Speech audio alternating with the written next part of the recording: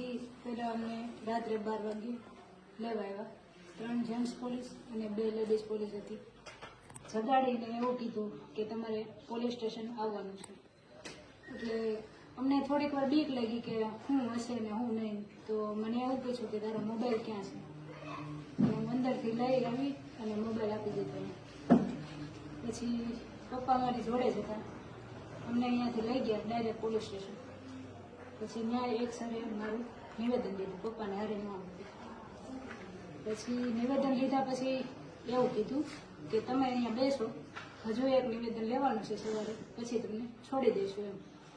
તો આખી રાત અમે બેઠા, પપ્પા મારી રાહે બેઠા. બીજે દિવસે 5 વાગ્યા સુધી નિવેદન લીધા, બધું લીધું. પછી 5 વાગે મેં રિક્વેસ્ટ કરી કે મને એકવાર મારા પપ્પાને વાત કરવા દો એમ. પછી હું પપ્પાને મળીને મેં એવું કીધું કે તમે ઘરે જતા રહ્યો એમ. પછી એ ઘરે આવતા રહ્યા અને મને નૈન્યા રાખી.